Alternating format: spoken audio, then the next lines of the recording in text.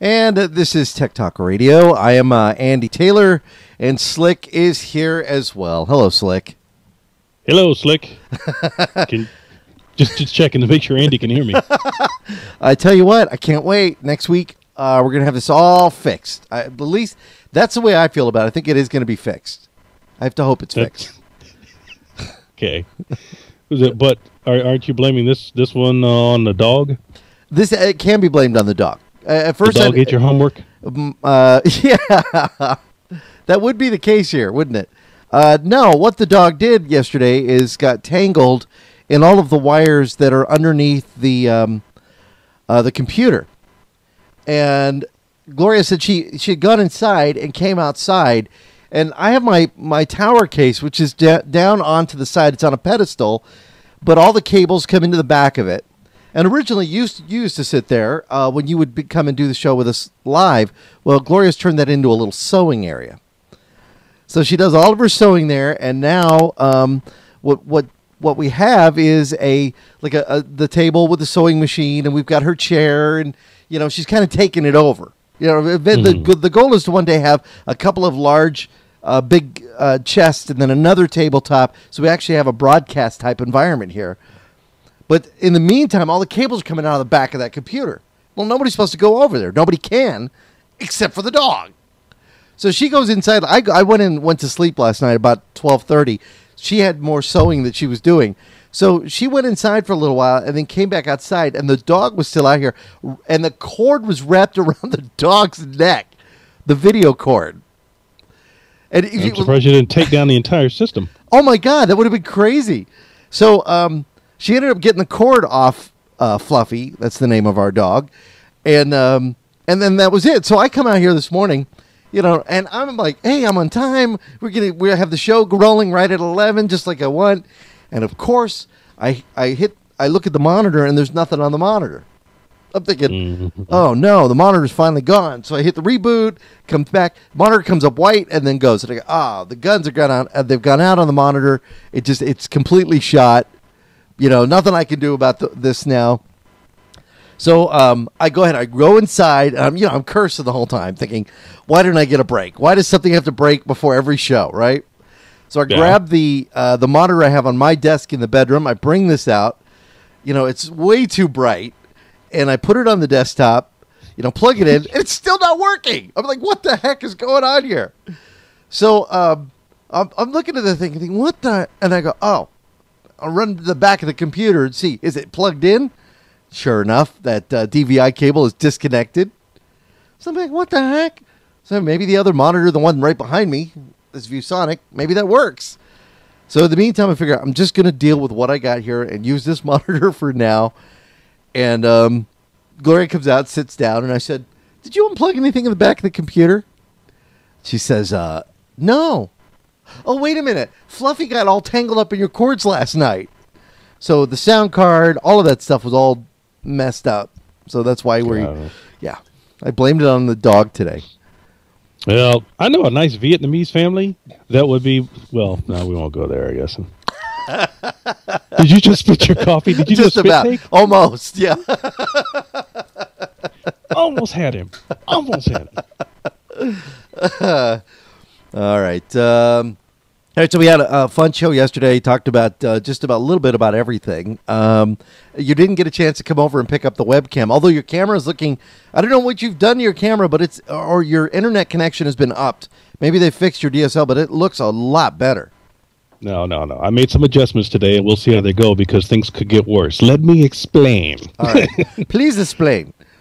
Usually, there's a corner I get to hide in another room, but a lot of everybody sees me using that corner now. They want to use it too. So, well, yesterday or last night, a new corner opened up, and I waited for everybody to leave the building, and then I took over that corner. I'm in the new corner now, which is probably not going to be a regular corner. Also, in addition to that, I'm in a new corner in a totally different room. In addition to that, I'm closer to the router, so I can use a cable to connect to the router. I think that's probably a big portion of it as well. Yeah, actually it is, because there was a study released. If you guys want to search in the news, you will find it. But there's a There's a story that was released this week where a study was done.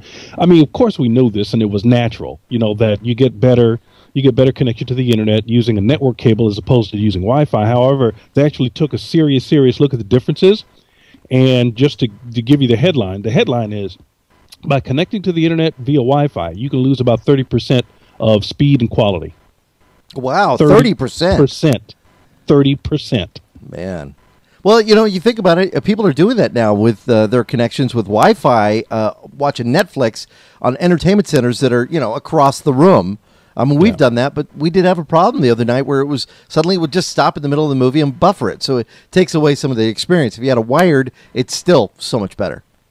Yeah. Well, and there could be a lot of things. Could be interference. And I mean, and adjusting a wireless network for interference, it's not difficult, but it's a little time consuming because you got to change channels, and you got to spend some time doing it. And like most of my connections to the internet are just down and dirty. It's like I can connect and I'm on, and that's all I really get time to do. So, what about have you thought about taking a look at the wire over the power lines? This is a net over regular power lines where you have a box that's plugged at one outlet, and then you have a box that's plugged in another. I mean, I think that might be a good solution for people who really don't want to get into the whole Wi-Fi type thing and the other issues that could come up with it.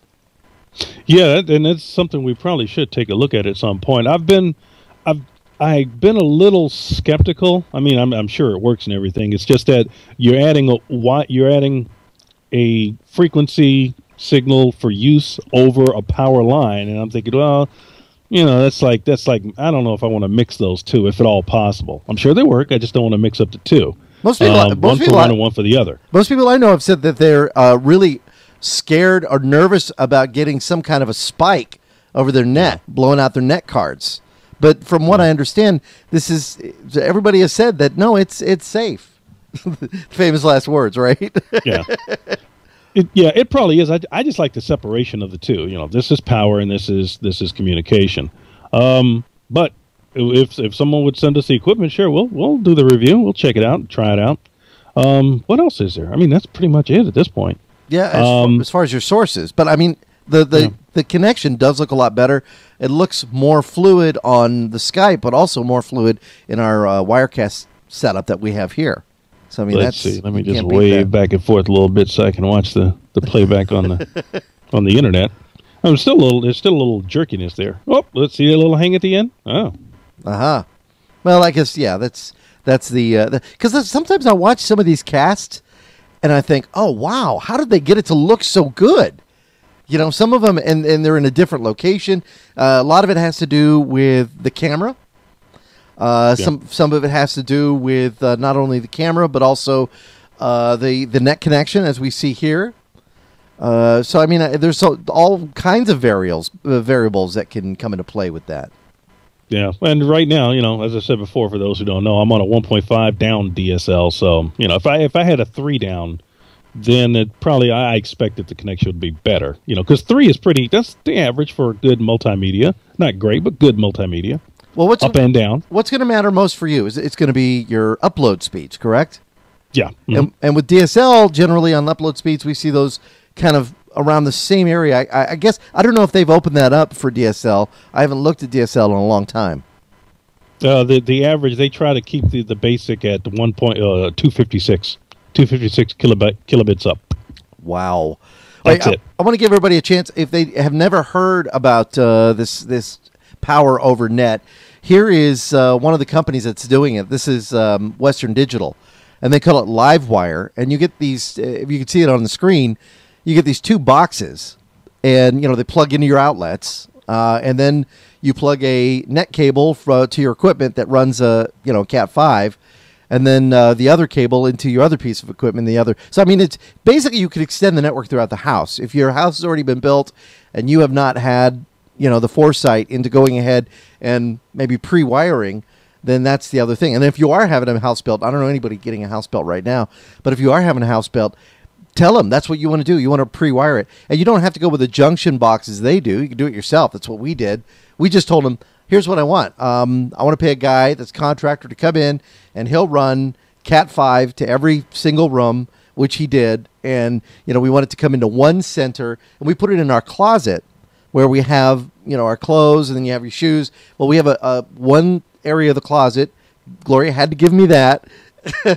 And that's set up for routers, cable modem, link device that we have with schlag for our doorknob. I mean, all of that stuff all in one central area. So you can always go in and visually take a look and say, is the router working? And then we're still connected via the wire. So if you're in a situation like you, Slick, the thing is you have to move closer to the router, which I think you're in a great location right now. It really looks good. Yeah, I was thinking about doing it wireless until I actually lost connection. And I was just, I had just set up and was doing some stuff, and I lost connection a few times, and I went, I am close enough to actually connect by cable this time, so I'll plug it in, but, we'll see what happens after this. Give it a shot. Why not? Yeah. It's interesting, on our show notes that I had put up on Facebook, or at least just a couple of ideas we were doing, I said Tech Talk Radio Videocast this morning at 11, interview with Nick CUNIFFE from Logitech. We're going to talk to him in a little bit. But also, we would give you some ideas on upgrading your PC. And there's a comment that was on our Facebook. I wanted to share it with you, and I thought, to a lot of people, this hits the nail on the head. And considering how much we're hearing about this company, it makes you wonder. It says, I know how to upgrade your PC. Buy a Mac. He said, yes, I've been converted. Sure, it's tough at first, a mind-bending experience. But when faced with all of the problems a PC brings into your life, the turmoil was worth it. So are we saying at this point, and to Tucson Cyclist, who is the one who mentioned it on our Facebook, but are we saying at this point that Macs, once you get them installed, they give you no problems? That you don't have crashes? That you don't have, suddenly something not working, the inability to access something? I mean, does that really happen with Mac? That's what I think. That's what the Mac heads, and I'm not saying it in a negative way, but I think that's what the Mac heads will want you to believe. Computers are computers, whether it be Mac or Windows or Linux or Unix or whatever. It's good, if when it breaks, it breaks. When it works, and it breaks, it breaks. Exactly. So I don't want to hear. I want to say by percentage, I believe that I hear just as many complaints from Mac users as I do from Windows users, but on percentage, maybe not by numbers, because Windows users outnumber Mac users. But if you break it down to a percentage, I would expect it to be a draw across the board, if you ask me. Well, I do think that we are seeing that change. I mean, as people are beginning to adopt the Macs, they are kind of moving towards it. I honestly thought when Windows 7 first arrived, or even Vista, it would have been a good idea at that point to make the change if you were going to do it, because you had a bit of a learning curve when it came to the operating system for Windows 7 or Windows Vista. And possibly looking at the Mac, you could look at that and go, well, if I can learn Windows 7, I could learn the Mac OS. And I think it would have been fine for a lot of people. But again, this started, if you think about this came around the time where the economy was beginning to kind of turn a little. And I think people started to say, well, let's hold on to our money. And when you compared the price of a desktop PC for, $600, $700 to a Mac, an entry-level Mac was going to cost you, well, $900 for entry-level. If you wanted one with some performance, you're looking at $1,300 for the iMac. People held on to their money and said, I'll get this for half. This is what kind of discount society that we live in here, especially in the United States. Yeah. Yeah. Now, with Max, we have a mutual friend. I hope you don't mind me outing him here. R-Dub. I was talking to him. Yeah. And R-Dub he was raised, if you will, on Windows computers, but he did buy a Mac, and he got a good one too. He's got I think it's 21-inch screen. He got the iMac, really nice. And he's been complaining about it because he says it's more difficult for him to use the interface. I think he can't find anything, can't seem to get things done as with Windows. Now, we've played with Mac some, and I told him, I said, now, this is my opinion, and I don't own a Mac. I wish I did. I'd like one. But just based on my little experience with the Mac, I think it's just it's a matter of experience. Because just like driving, we're used to driving on the right-hand side of the road here. It would be difficult for me to drive in Britain only because I'm going to keep thinking right. I'm constant. Yeah. I'm sure I'll be thinking right. I could probably drive in Britain, but I'd be one of those old, slow people because I'm going to have to think ahead about, all right, I got to turn left. Always make a left turn, always lean left, always go left. I'm going to have to consciously think that until it becomes natural.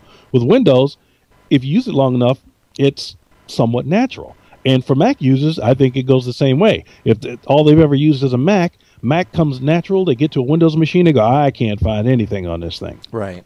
Exactly. Even though they look very similar now, don't they? I mean, I think, when you look at the layout and the way you access the drive and, and everything else, they pretty much look very close to the same. Yeah. Yeah, and, just to remind our Dub that if you don't want that Mac, send it over here because I got a spot for it.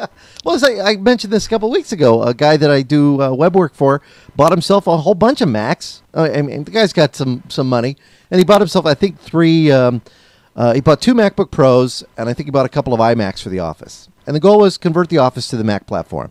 He got some original iPads, first-generation iPads. He has iPhones for all of his people that go out in the field. I think he has an office of like 5 or 6 people. And he ended up dropping it a couple weeks ago. Just said, that's it. I can't do it anymore. He said that the learning curve was just too much for his people. They get in there, and all they would do is bitch and moan all day about them not being able to find this or not being able to do that. They go, I can't find WordPad. They can't, but if you think about it, Macs do come with more software out of the box for you to be productive and get stuff done. Yeah, and that's that initially was their goal. I mean, Windows eventually got there to a point, but that was the goal of Apple and Macintosh. They wanted to give you a computer that you could use out of the box without having to buy a whole lot of extra stuff. Now, there's other stuff you can buy for it, but they wanted to make you somewhat productive. Word processor, maybe do some pictures and some other things, and making it easy for you to connect to the internet. Just connect it. What do you want? And that kind of thing. Well, a little walkthrough. And then I guess they're still, in a sense, for the most part, when it comes to that in general, in my mind anyway, they still lead the pack in that. Out of the box, a Mac really, in my opinion, is set up for people to use very easily. Very easily. Yeah, you could turn it on, get going, get working. Yep. I mean, this is certainly not a smash Mac fest, but it is funny how people think, though, that it's going to be easier right out of, and I think for a lot of people, especially that have maybe even gone just from Windows XP to go to Mac, they can be left scratching their head. So they got to go in with there should be no misconceptions. And this is when maybe you go out and you look for books. There's some great books out there for Windows. There's some great books out there for Mac as well. My favorite is the one by Wally Wang for the Mac user. Wally's a stand-up comic. It's my first Mac. I mean, that's it sounds like almost like a preschool toy, but that one really does the trick. It's a good book about that. About going. I haven't heard of that book. Yeah, Wally's been on the radio show when we were broadcasting over at KNST. I think we had him on there a couple of times because he does write, and he lives out in San Diego and is a pretty funny guy. But yeah, just one of those things that people run into when they're using the Mac. The other downside though is the cost. What is the cost factor? Now I've seen a couple of interesting articles. Now we have not had the ability to use the iPad 2 yet. We haven't looked at it yet. Going to try. We're trying to get in touch with Apple to get them to send us one to play with one because I just don't have the budget to go out and spend $600 on an iPad 2. But we're hearing good things about it. Speed, size, all this stuff. People are saying real positive, real good comments. And these are people who did not have iPad 1. Yeah, I haven't had a chance to play with iPad 1 because I wanted to see the iPad experience with using it with Windows, because I think some of the reports I'm getting are iPad experiences when outside of using it just as a tablet, as a pad, just connected Wi-Fi and 3G and all that kind of stuff.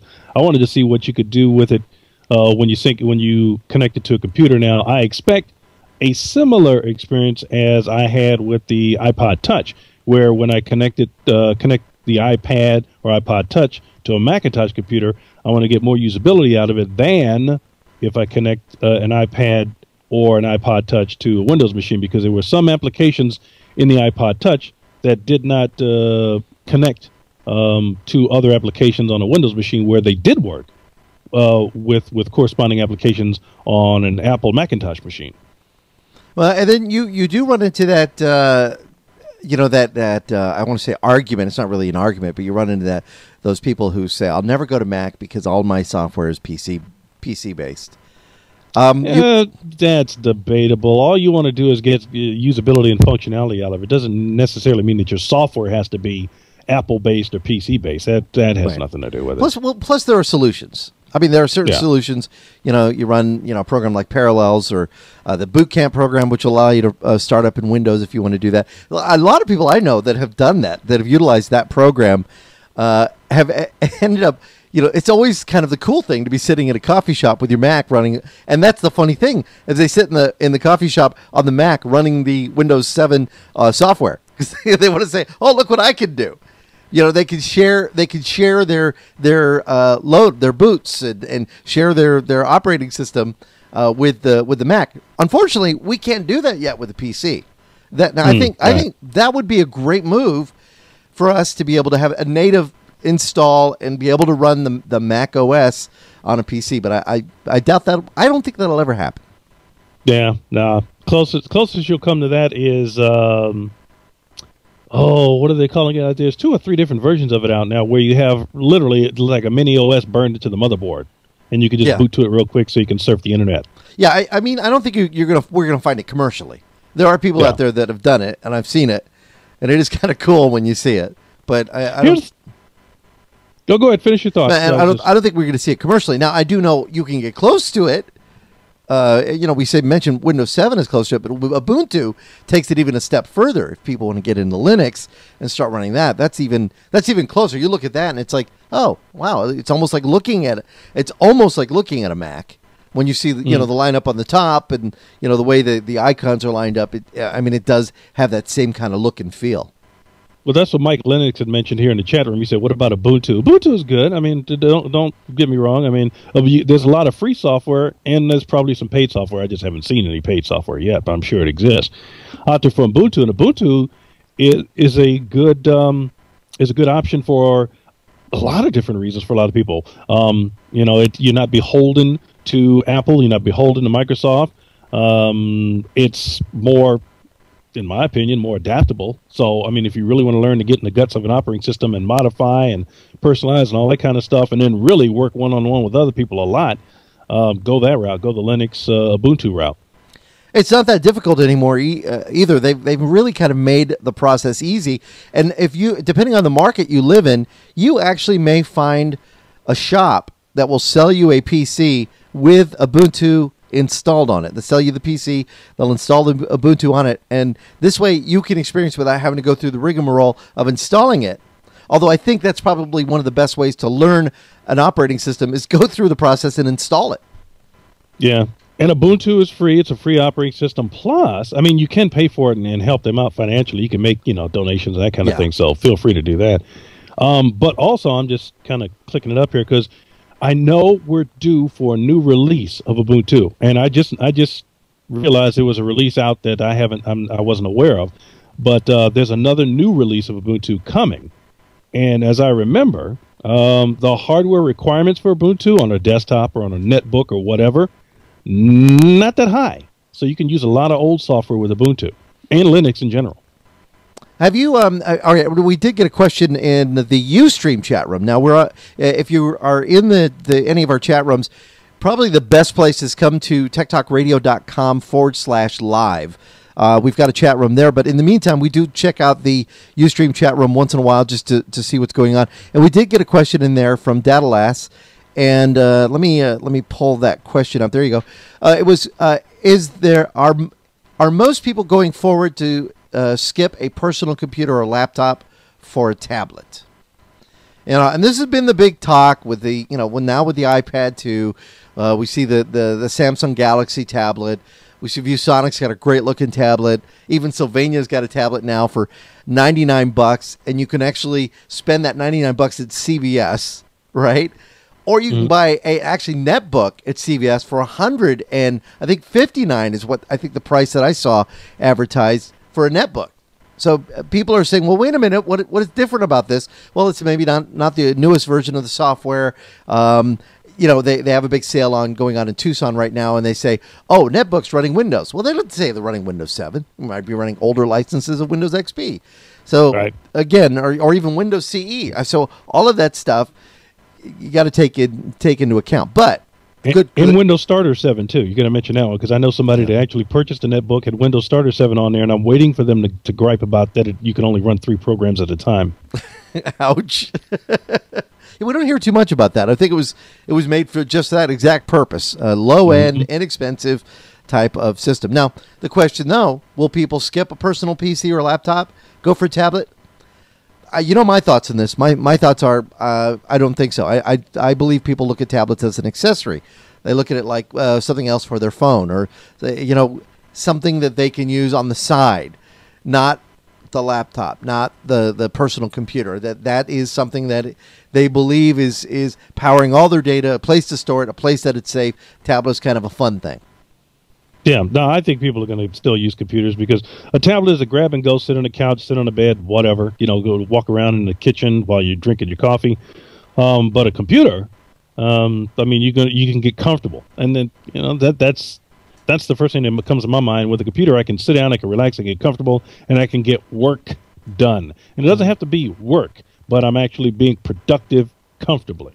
So no, computers aren't going away. Good example of this one is we look at how we've used our Android phones or our iPhones or even our Blackberries.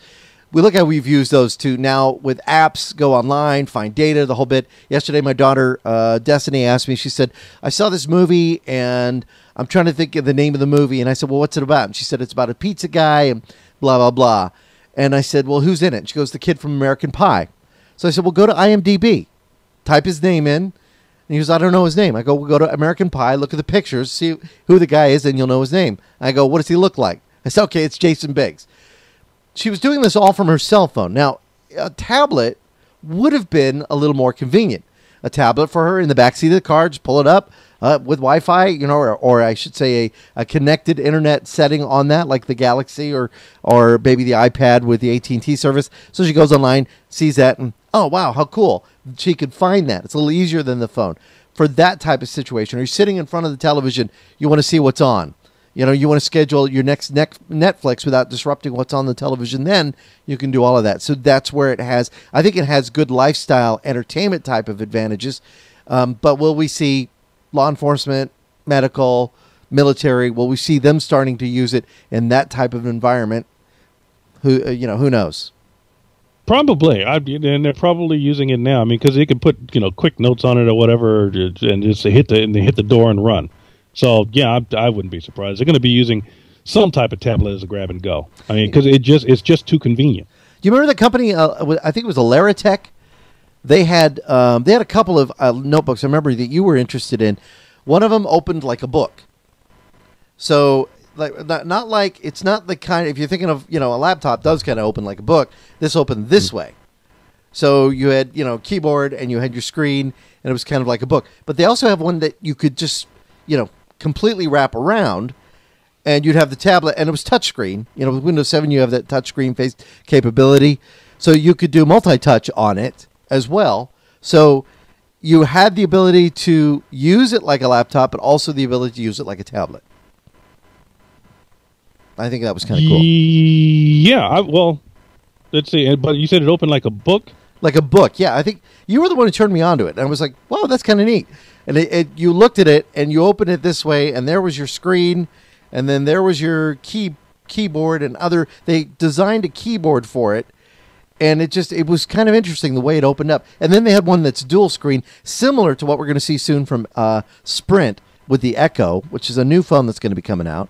Which is it actually opens up and it's 2 screens, which is kind of different. Yeah, there are a couple of those coming out, and I'm glad they are because I'm looking forward to the dual screen tablets, if you will, because it just makes sense to me. Because if you can open them up that way and then you can copy, paste, cut, and move from side to side, yeah, I can already see the benefits for that.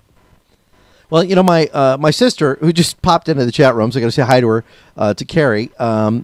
They are Mac users, and it's always cool because I know he edits video on the Mac. Her husband Bob edits video on the Mac and does a great job at it, and it's so easy to do. They don't have a program like that on the PC, and I was thinking about this yesterday. why do companies like HP and Dell and Toshiba, when you buy a laptop, give you so much crap? And, you know, is it because they're trying to make up for the fact that the Mac has all these great programs right out of the box to use, but the PC is a little lacking? I mean, yeah, it's got Notepad, it's got WordPad, it has maybe Microsoft Home Movie, and depending which version of Windows you get, which I think they should include this in all versions, they want to make a great operating system. You know, is it because of that shortcoming of Windows in many cases?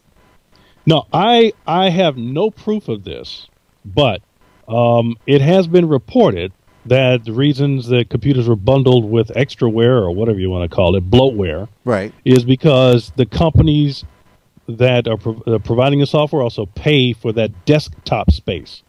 So if I created, I don't know, some kind of a music program, and I wanted it included on every Sony computer, I would give them the software and pay them to make sure it's installed at boot on every Sony computer. Right. So that eventually at some point they'll buy whatever from me. Well, that was kind of we talked about this a couple weeks ago too, is Wild Tangent. And their whole the whole game situation with Alex St. John, who, you know, came from Microsoft, went over to Wild Tangent, has this great gaming platform, but we see that a lot. 9 times out of 10, when I get a computer in and I ask them what would they like to have with reinstalling their OS, what would they like to have reinstalled, they usually want to leave that one off, which I'm not knocking it. I mean, but we even talked about that last week, that some people say, no, don't install that. Yeah, Wild Tangent, I've only encountered an experience once in my life where Wild Tangent actually was a benefit. It was because it was a companion to something else. And it wasn't a gamer or something like that. It actually worked and provided some functionality. But outside of that, Wild Tangent, you know, they're at some point trying to make some money too, you know, for gaming or buy this or buy that or something like that. Right, and that's also the reason why we see some companies bundling their antivirus software for limited time trials, which I think are really that's just a waste. You know, give them a year if they're going to do that. Give them a whole license. Don't give them a 30-day license. You know, it just doesn't make sense, because once the program is installed, then again, if you give them a 30-day license, and then the person installs it and they say, I don't want it after 30 days. Well, then what do they have to do? They have to remove it or continue to be nagged by a screen. Give them the opportunity. Give them the install. Say, hey, would you like to install this 30 days of software? You know, go ahead, you can do that. And I know a lot of them, yes, sometimes they do that. Or Samantha will say, would you like to opt in and try this out? In the meantime, it's still bloatware on the computer. It's still on the computer. Yeah. No, just give me the DVDs and the CDs, and I'll put in what I want. Yeah.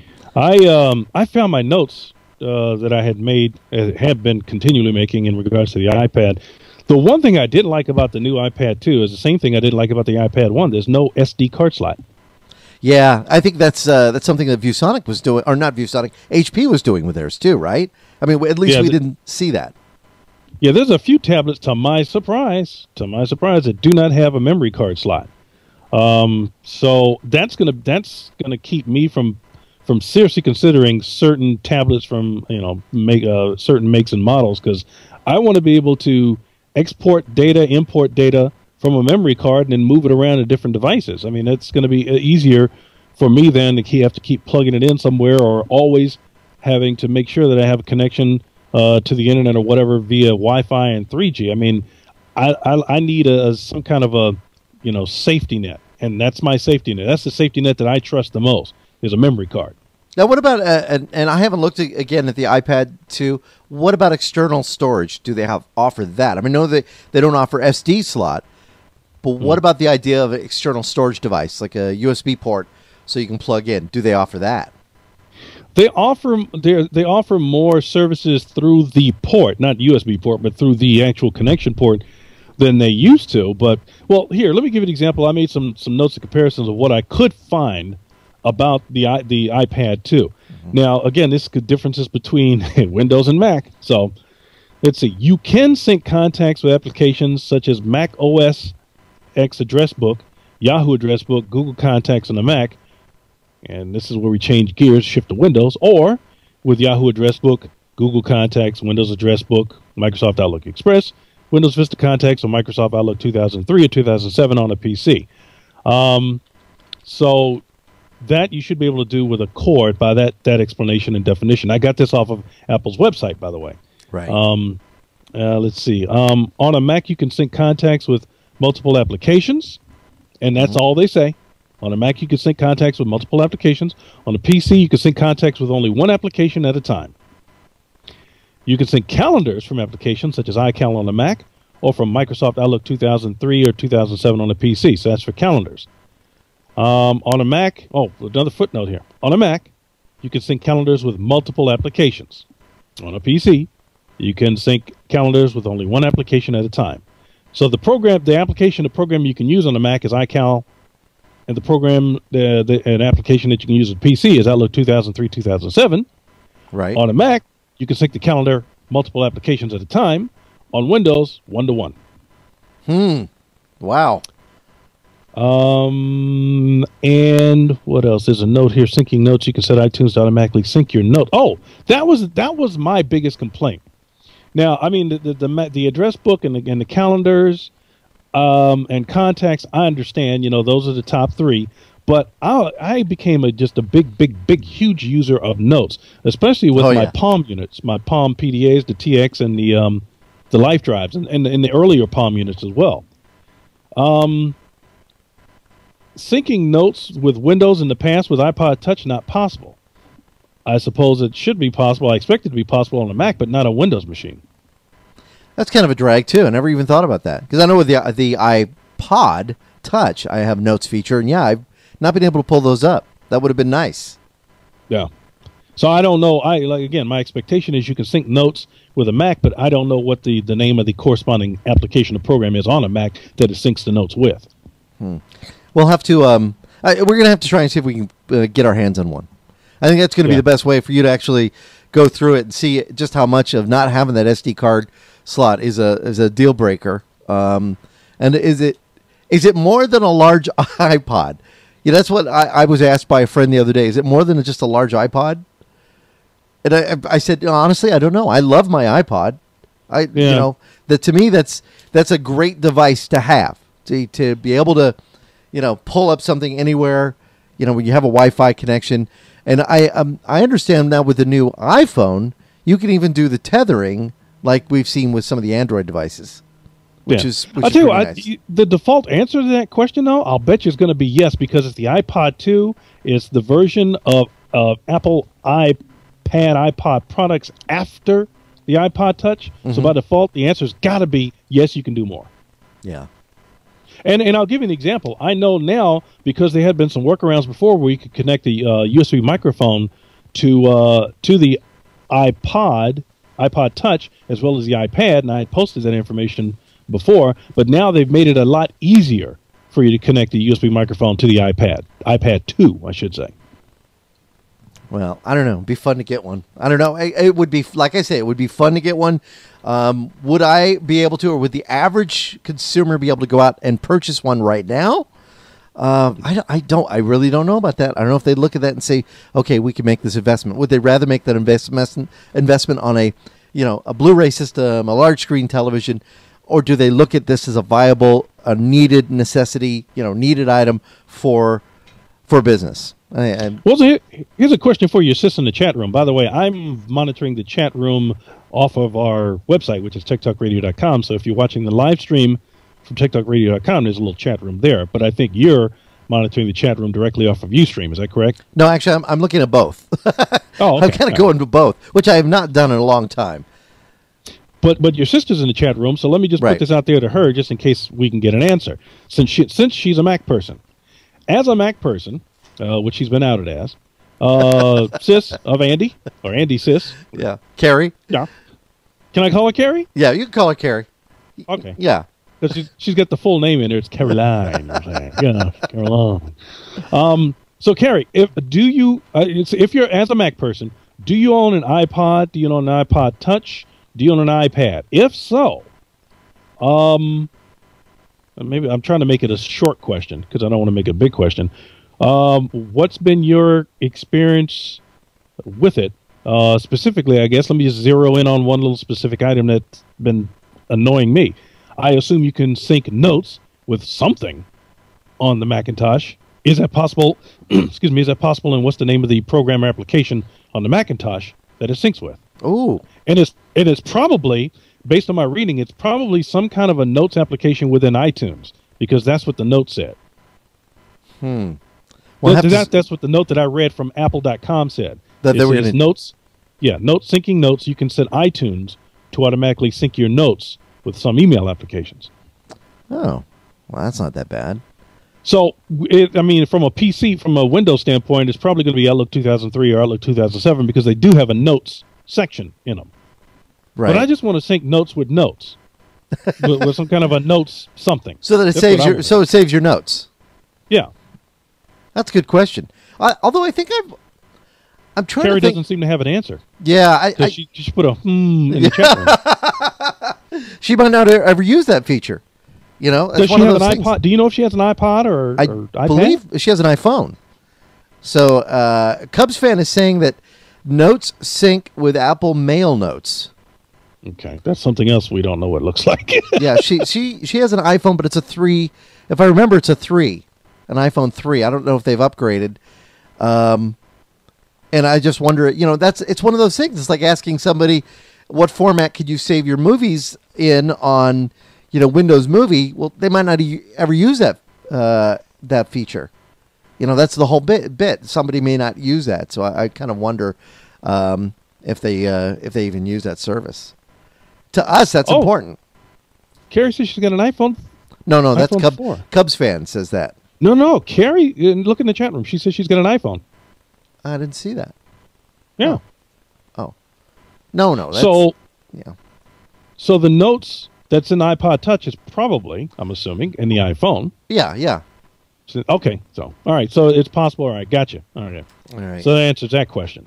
With definitely valuable questions when it comes to the iPhone 4. Now, earlier in the week, I spoke with Nick CUNIFFE from Logitech. We talked about the new HD Pro C910 camera that we're actually using right now for the broadcast, and we're going to give somebody an opportunity to win. We'll have details coming soon at TechtalkRadio.com. In the meantime, let's check out that interview with Nick. Hey, it's Andy Taylor, and the internet has just absolutely exploded when it comes to live video and recorded video. People are putting up videos on YouTube and Facebook, and they're sharing with friends, they're sharing with family, they're having face-to-face conversations using video. It's the stuff the Jetsons talked about. And one of the companies that is making that easier is Logitech. And with us on the line, we have Nick CUNIFFE, who is with Logitech, to tell us a little bit about some of the cool things the company is doing in high-definition webcams. I mean, it's pretty amazing stuff, Nick. Hey, Andy. Thanks for having me on. Well, it's great to talk to you because for years, Logitech has been making some really cool products, not just in the webcam space. I mean, you're making great laptops, great keyboards, great accessories for the computer user, and then most recently, the ability really to make our entertainment center, all-encompassing, where we can have these conversations and we can watch our favorite shows, record our favorite shows, all of this coming to you from Logitech. It's good stuff. Yeah, I mean, that's definitely one of the things that we try our best to do every single day. Technology is all over. It's everywhere in our life. And we really pride ourselves on making accessories that make everyday tasks that much easier. Whether it be a one-touch remote that turns on all of your components and sets everything perfectly, to a mouse, to a keyboard, to a webcam that can let you connect. There's a lot of things that Logitech's always working on. Well, tell us about this newest product. This is a high-definition product, just one of those offerings that is available from Logitech. What are the features of this camera? Well, the Logitech HD Pro C910 is our flagship product. We firmly believe that it's the best webcam that's probably ever been made. We took a lot of our learnings from our Pro 9000, and we made it a lot better.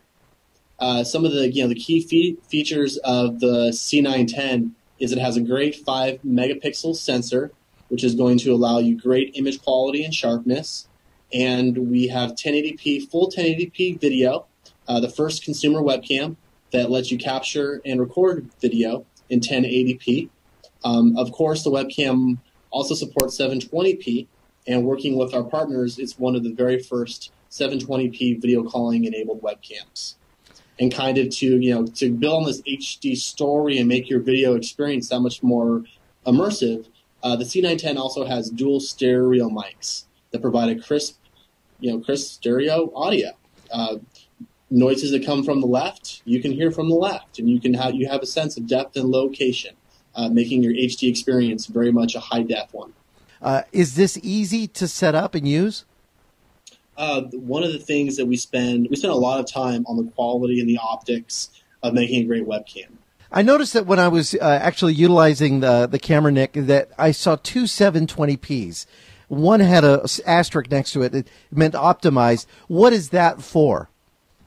Well, there's, kind of vibing off our desire to have very easy to use products. There's a lot of people who have a lot of very different types of laptops. Some people have a laptop that's high speed and very high spec that's pretty recent. And there's also a lot of computers in the world that, are 5 to 7 years old. And there's been a lot of advances in the speed of a computer, and HD video is very, very heavy. So what all this complicated stuff means is no matter what your setup is, what your conditions are, we're going to automatically pick the best resolution for you.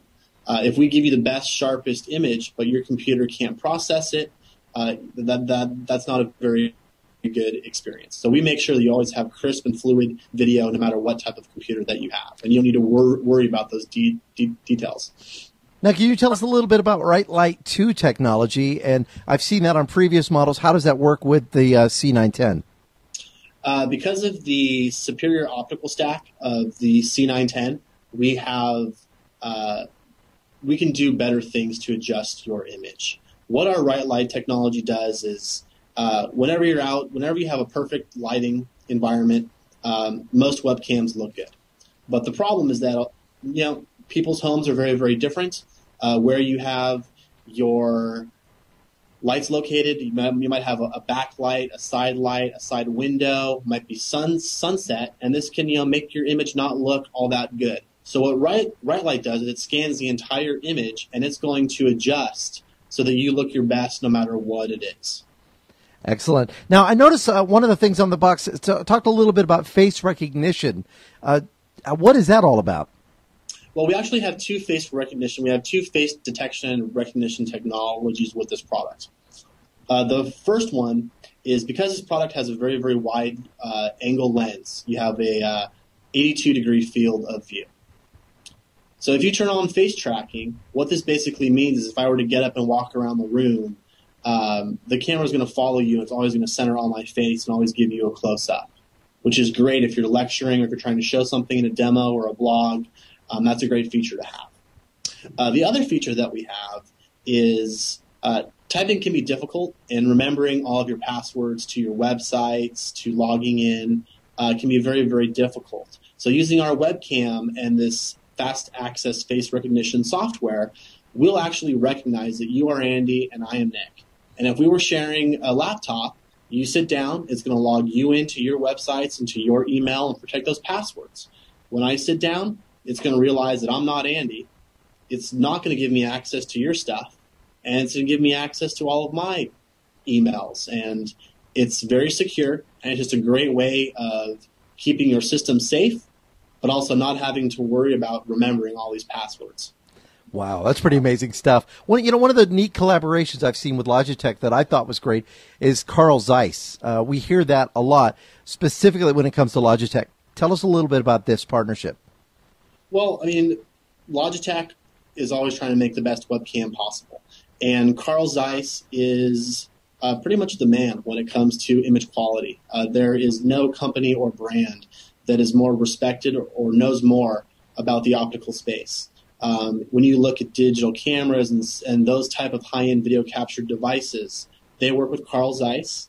The Hubble telescope in space, NASA has Carl Zeiss lenses and optics in that. So when we worked with Carl Zeiss, we put all of our products through their very, very strict and rigorous qualification path. And the Carl Zeiss brand carries a lot of weight, and we have to make sure that we meet all of their quality metrics. And we are very confident that this is one of the best images you're ever going to get out of a webcam. Now, one thing we like about this camera too is the fact that we've seen major redesigns with every camera that Logitech has been putting on the market. We've seen it with the original ball cam, and then we've seen it with the Fusion. We've seen it with the Ultra. We've seen it with the 9000. Now we're seeing it with the 910. Now there's a couple other cameras also that are. This is kind of the top of the line when it comes to the cameras, but they've also utilized this kind of bar design across. That's been well received. Yeah, absolutely. I mean, I think there's a few reasons why we're changing our design. Part of it is keeping with the times. Technology and your peripherals, your screens, your laptops are very, very sleek and stylish. And we want to design a webcam that complements the components that you have in your office or at your home. Also, as technology has evolved, different shapes and sizes allow us to do different things. Some of the driving factors for the design and form factor of the C910 was we want to make sure that we get as much light as possible on that lens. And certain types of designs aren't going to allow you to do that, and that means your image won't be as sharp or as bright, and you won't look as good. And the second reason is the C910 has stereo mics. And in order for us to really have that true stereo left and right sound effect and give you a very, very immersive sound, we need to have some space so that we make sure that we capture all the noises that are going on. Now, of course, we also do have some great smarts inside the camera to make sure that those background noises are not showing up in your video as well. This also makes it very easy to use with a service like Skype. So you can have a very fluid conversation without having to wear headphones, and still everybody around can enjoy the call. Exactly. Generally in my experiences, headsets are generally when you're in a public place or you're working and you want to be private. The microphone in your webcam is probably a higher spec than your headset, which not many people get. Now, have you used the Logitech technology yet in the home entertainment system where you're watching or conducting a face-to-face via the internet on a big screen TV with the Logitech product? Absolutely. And I have to say that I very quickly am making video calls from the comfort of my couch much more often now from my PC. Family and friends have little kids who run around, and getting, in that specific example, getting them to sit down and be kind of still in front of a laptop screen can be a little challenging. When you go to the living room, it's much more comfortable and natural. You can fit 6 to 8 people on a couch, and you can all fit in the shot and have to huddle around behind a laptop screen. And going back to seeing, little kids and whatnot playing, they can do their thing. They can play and they can show you stuff and they can move around and not have to be still in front of the camera. I definitely believe that video calling on the TV is going to be the future, much like the Jetsons, as you were talking about in your intro. Absolutely. That's a great overview of the Logitech HD Pro C910. Great device, but there's other devices also that have different price points and different features. Let's talk a little bit about those, and then we can wrap it up with kind of the power of what HD is really all about. Can you kind of give us a little more info on that, Nick? Yeah, I think some of the things we have touched on a little bit so far is, there's 2 things why people don't video call, why it doesn't feel like the Jetsons to them. So, they feel that it's very, very difficult and complicated. We have Logitech VidHD, which makes it very, very easy for you to make a video call. The second part is if your image quality and your audio don't sound good, it's not a very good experience, and it's kind of disappointing. So what Logitech did is, of course we have the C910, which is a 5 megapixel camera with 1080p video. Everybody wants HD, and everything looks so much better in HD. Starting now at $29.99, going all the way up our portfolio, you can get an HD webcam. Wow. Now, of course, there's a bunch of different features and things the webcams do, but if you're just starting out making video calls, you just want a basic webcam that looks great without a lot of features and extra stuff, we have great models for $30 and $40. The Logitech C270 and the Logitech C310. That's pretty amazing. That's pretty amazing, Nick. When you think about it, HD to buy an HD camera just like maybe 4 years ago was going to set you back about $1,500 to have this kind of quality. Absolutely, and with internet speeds and computers getting better now, with a very reasonable computer that you bought maybe in the last 2 or 3 years, there should be no question about you being able to get HD. So everyone can look great, and you can look crisp, and you can chat. We also have the Logitech C510, which is currently $60. And what's really cool about this device is it's designed for the person like me, always on the go, always running around. It has a very, very sleek fold-and-go design, so it folds up in itself like a little shell. You're not going to get any scratches on your lens. Excuse me. And then because it can do all these really nice things, when you unfold it, there's a lot of different ways you can attach it to your screen, to your desk, and the head also swivels 360 degrees. So if you're hosting a radio show like Mr. Andy, it's very great to show things and give a nice view of everything that's going on. So we feel that, top to bottom, whether you want to show stuff, you want to travel, or you want to look good, Logitech has a wide range from $30 up to $99 of HD, all up to full HD 1080p. And then get more information at the Logitech website. I want to thank you so much for spending your time with us and telling us a little bit about what we can expect when we go out and open that box with the great packaging and the great software that's included. I must say, too, and I don't want to let this skip, I am so glad that you guys added motion detection back in. That was something I saw on one of the original cameras that we looked at, and it was neat to see that feature. Can you explain a little bit about that? Well, I think as webcams are being used more and more and more, right? People are video calling, and now you're sharing videos and pictures and uploading them to social networks. People are also interested to see, what their pets are doing at home and just kind of get a sense of what happened at the house while they were gone. Of course, Logitech has our alert line, which is real security software that allows you to log in from your tablet, from your smartphone. But for those who are just kind of, curious about what they can do when they're trying to do a little bit more and, find out what's happening when they're not there, this motion detection is a great feature. You set the sensitivity, and whenever the webcam sees movement, it's going to turn on. It's going to record some stuff, and when you come home, you can see what got recorded. Like I was able to find out how my dog keeps escaping. We see, my mom used to terrify me when I was a kid and get me to go to sleep because she said at a certain hour the dogs all got together and played poker. Now, if I would have had, thus the velvet painting, if I would have had something like this, I could have disproven her, and it would have been great. I would have had, no nights of no sleep. Yeah, I mean, there's no shortage of places where you can use your webcam now, right? It's great stuff. Thanks so much for coming on the show, Nick, and we look forward to future projects from Logitech. Absolutely. You have a great day, friend. You too. Well, let's talk about the role technology has had this week.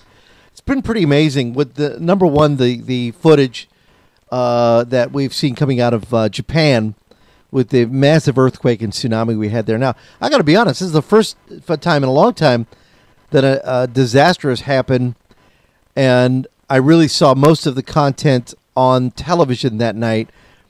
However, I did find out about it on Facebook. I was on Facebook, and somebody mentioned the earthquake. Somebody said tsunami warning, and I went to the television, and there I saw the live footage coming from the helicopters, and I believe it's NHK that broadcast out of Japan.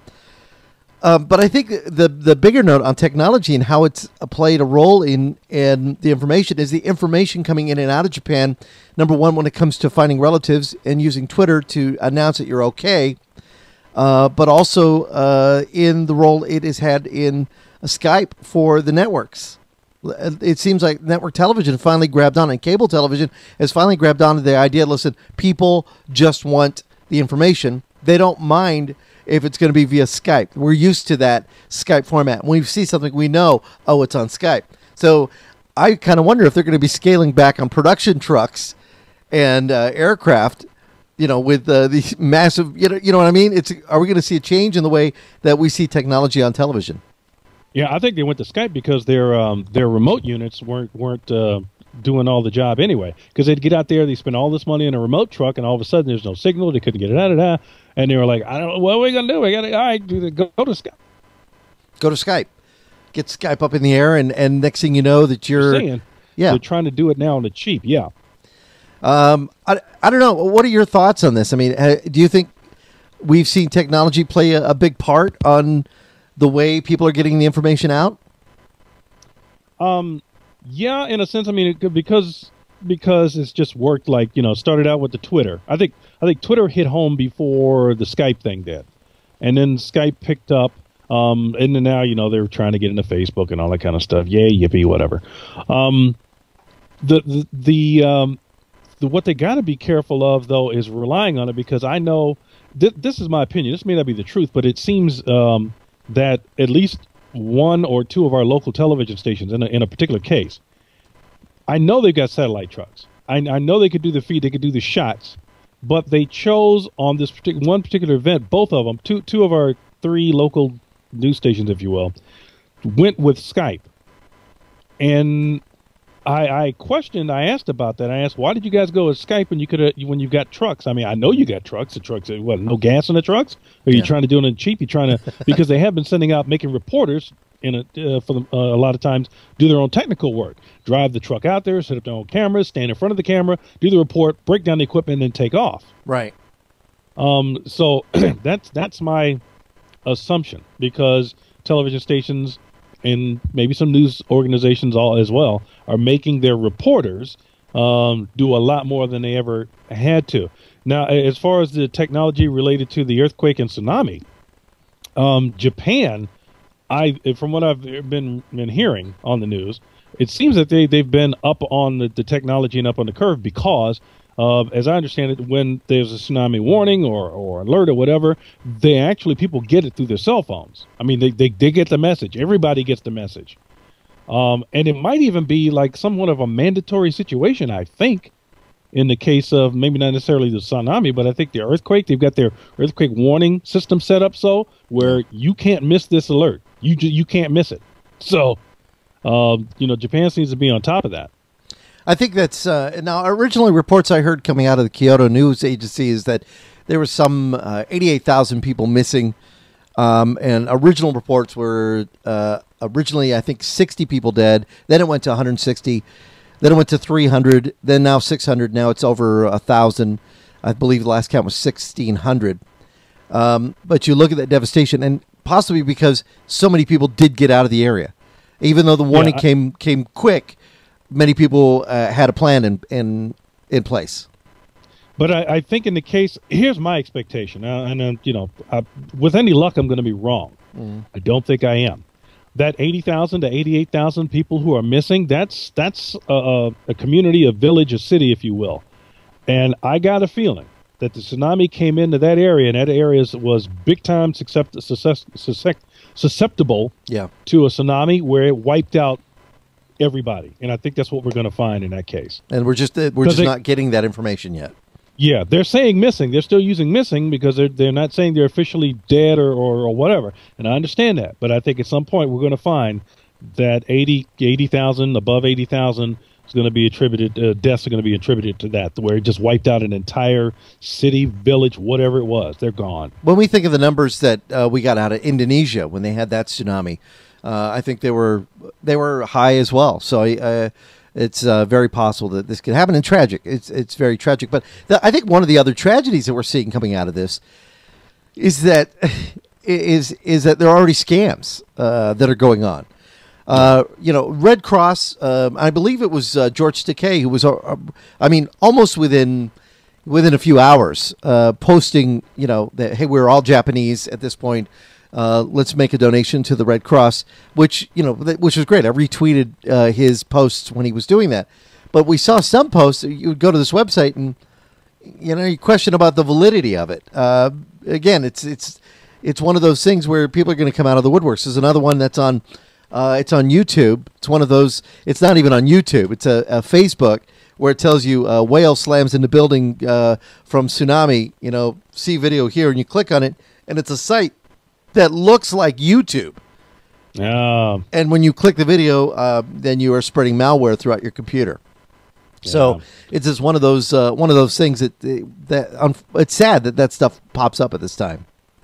Here's one of the things I've got to give kudos to the cable news networks, not so much the broadcast networks, because I did not notice that when the earthquake hit and the tsunami warning was issued, that the broadcast networks, I mean ABC, NBC, CBS, Fox, I don't think they started covering the story.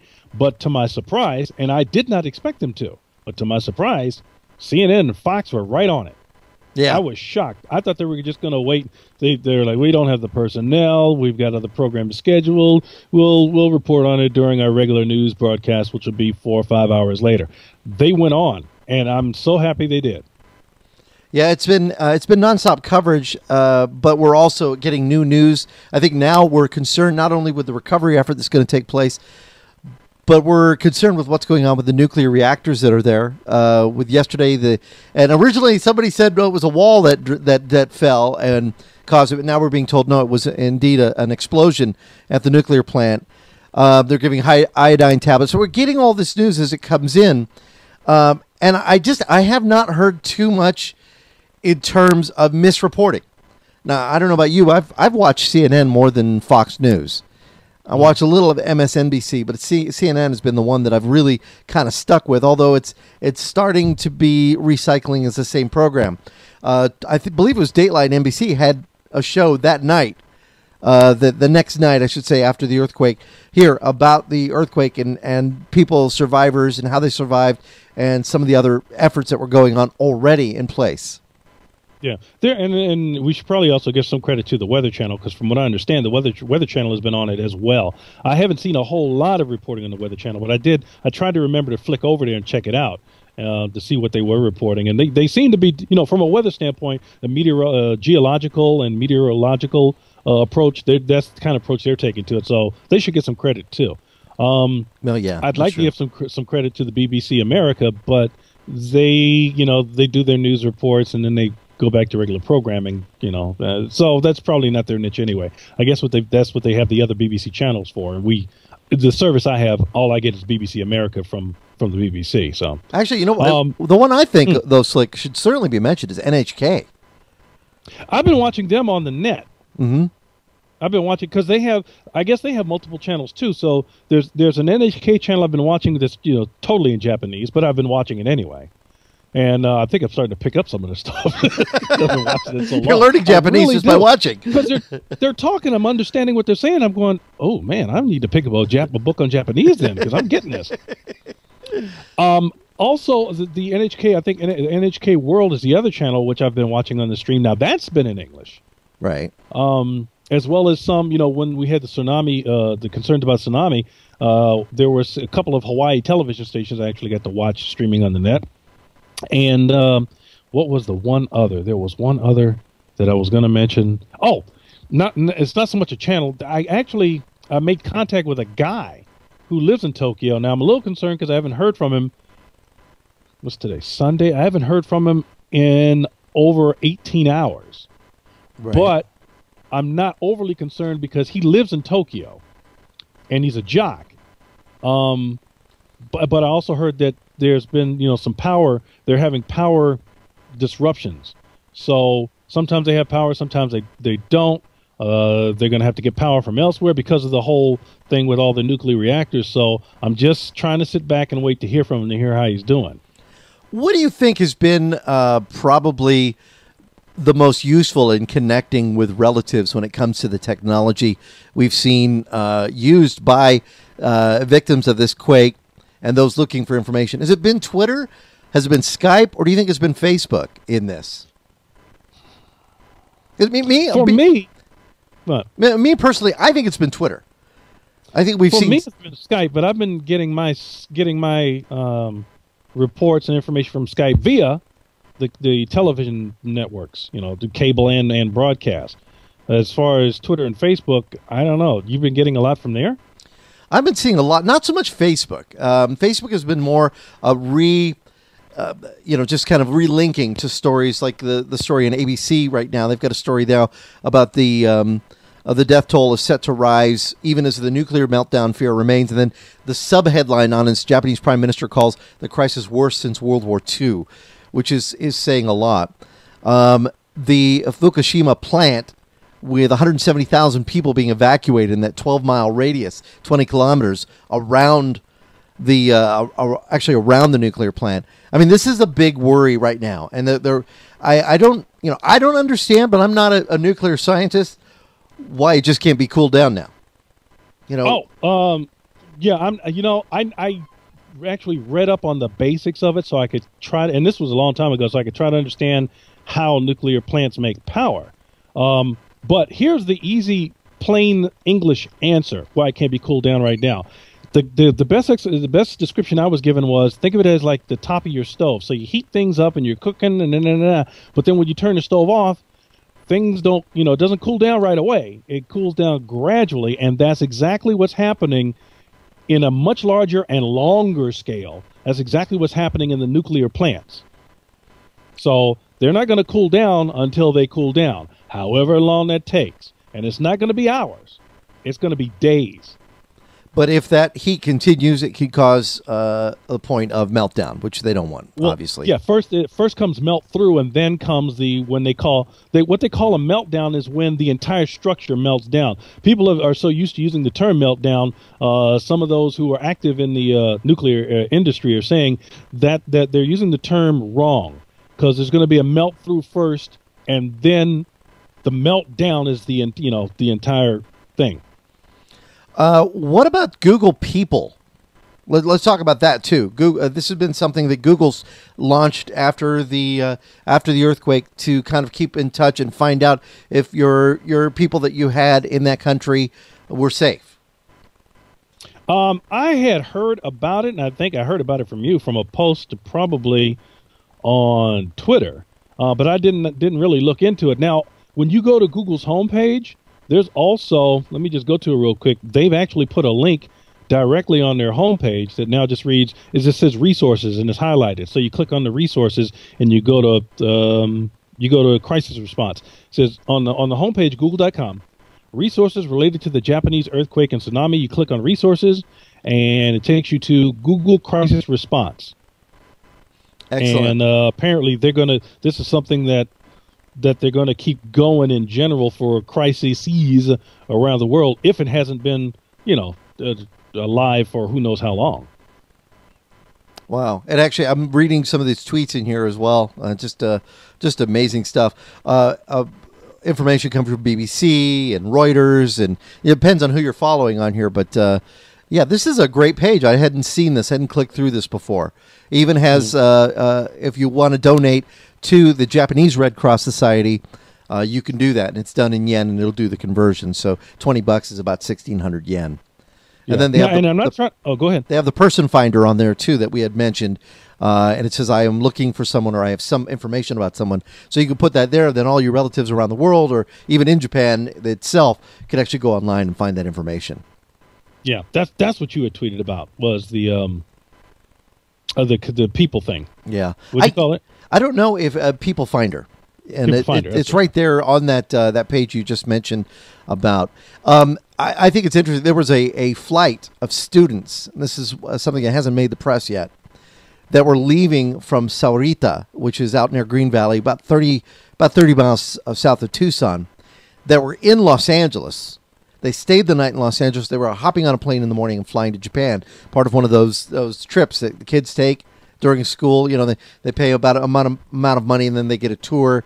Had they gone a day earlier, I don't know if they were going to be in that area, but I believe they were flying to Tokyo. They would have gone through this. They would have experienced this. So, just luckily that plane never left, and they ended up telling the kids, no, obviously you're not going to go. We're going to fly you back to Tucson. So I think they should be already back. At least that's what I've heard.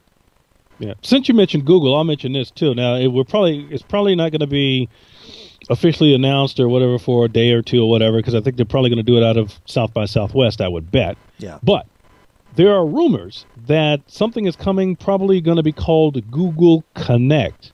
No, Google Circles. Circles, isn't it? Circles, thank you. Circles, yeah. Google Circles, thank you. Which is somewhat in the realm of, I don't know, Facebook, MySpace, Twitter, whatever you want to call it. Well, it's probably going to be that. Now, isn't the reason they're doing this is because of the way that developers have not really been able to be a part of the whole Facebook kind of system with Google, the way that they want to do it. They want to make it, again, open. They want to make it more accessible. But isn't that kind of what MySpace was? Well, you know what? We're going to have to wait and see, and here's why I say that, because I like a lot of stuff that Google does. Maybe not everything, but I do like a lot of stuff that Google does. I like a lot of stuff that Google does because it's straightforward, it's simple, and it's not cluttered. Now, Facebook is the same way. I'll admit it. Their interface is nice and clean, and I appreciate that. And, you know, the whole nightmare that I've had sometimes with MySpace is just ridiculous. I understand in regards to MySpace allowing people to pimp out their profiles and their web pages. I'm okay with that because if somebody pimps out their profile and page too much, I just stop going to their page on MySpace. I'm speaking of. But Google also has released services which have caught on and then not caught on so much, like Google Wave. I love Google Wave. I thought in a lot of cases Google Wave would replace email, but not enough people jumped on that bandwagon. I wish you all had, because you don't know what you're missing. Google Wave was amazing. It kept the conversation in flow. It was great. But, okay. So Google Wave, the service, is eventually going to be shut down. But Google Wave, the infrastructure is still available for people to use, like if a company wants to use it on their server or whatever like that. Now, I've also been using Google Buzz. I like Google Buzz a lot. I think Google Buzz has a lot of features that some of the other social networking services should use. One of the biggest that I love about Google Buzz is if I make a post and all of a sudden I go, you know what, I misspelled a word, or I wanted to phrase it this way, that I can edit that post. Not delete it, you just edit it. You're right. You can edit it. You don't have to delete it. You can edit it. It's like a mini blog, which is in a sense what Twitter and the Facebook wall posts and stuff are supposed to be, as well as MySpace. But you can't edit them. With Twitter, with Facebook, and with MySpace, you have to delete. Now, if I put something up and it's been up 5, 10, 15 minutes, I'm getting comments on it, though I misspoke, I misspelled, I got some data wrong or something. If I delete that post, I delete all the comments with it too. I don't want to do that. With Google Buzz, I edit the post and the comments are still there. That's nice. I like that. Because I'm the worst speller in the world. And there are so many times where I'll post something and I go, or I just typed the same word twice. Or, you know, it's one of those things. You have to get into a rhythm of, check before I hit yes, send, especially with me. But the ability to, I've had to delete Twitter messages before, so you go back and then you just adjust it. But see, like if you posted a Twitter message and I've responded or replied or you know whatever to the Twitter message, it deletes that as well. No, it doesn't delete that as well. But if you delete your Twitter message, now I'm out of sync with whatever message you're going to post after that. Right, I understand. You know, when somebody's trying to follow the conversation, it's all a mess. Like when we're using TweetDeck or whatever to try to follow, you know, things in line, it's just it doesn't help.